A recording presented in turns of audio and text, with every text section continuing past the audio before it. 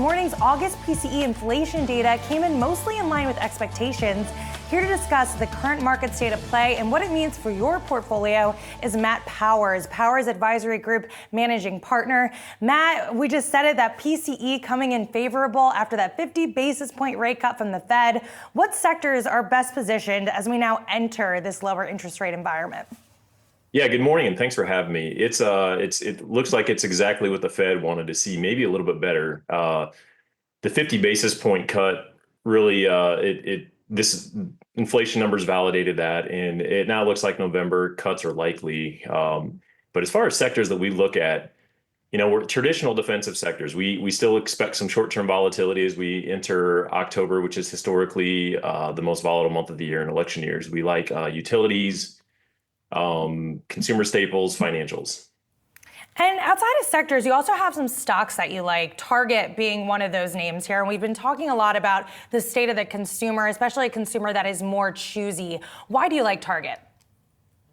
Target, we're a dividend growth firm. That's kind of our core focus, but they've got a great history of growing their dividend. But beyond that, their recent earnings report, they beat on both earnings per share and revenue. And they've returned to a growth mode after really a long stretch of underperformance. Improved digital sales last quarter, 8% was up, and in-store sales as well. So we just think they're positioned nicely moving forward.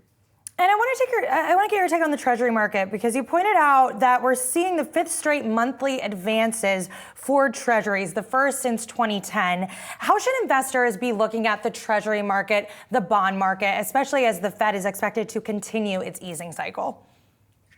Yeah, on the fixed side, we really say target the intermediate, the middle, and keep some short-term liquidity available. But recent, returns come in two forms. It's interest and appreciation, and the theme really is to move away from the short term, extend your duration slightly before more rate cuts, which, as we know, it causes the underlying value of the bond to appreciate in a cutting cycle. And you need duration to benefit from falling rates. So without it, return's only going to come from the income coupon side. So really, the short of that is just increase your duration. And we're about to enter October, 1 month before the election, typically a volatile time for stocks. If you're an investor, should you be changing your positionings ahead of November, or should you really try to stay the course at this point? Maybe a combination of the two. So you gradually shift. I don't think that any big knee-jerk changes before an election are a good idea, because we don't know, obviously, who's going to win the election.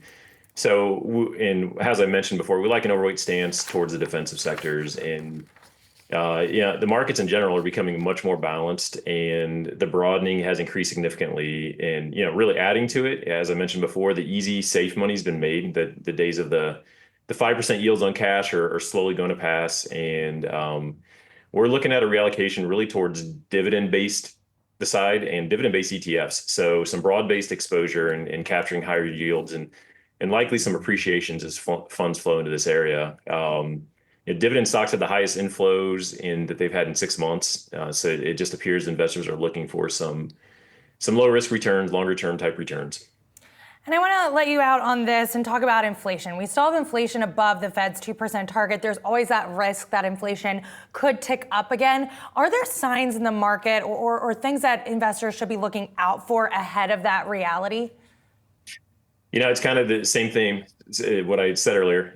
We're already kind of to see, and we'll continue to see, there's a gradual shift away from that short-term fixed side, which that all ties in with inflation, obviously, interest rates. And it's that likely decrease in those types of assets, the money market, CDs, and with our clients, we're seeing it as rates reset. They're starting to look around at some different opportunities. So, I would say that might be something to consider. But the attractiveness of holding those types of assets as a risk-off return, that option's kind of dwindling at this point.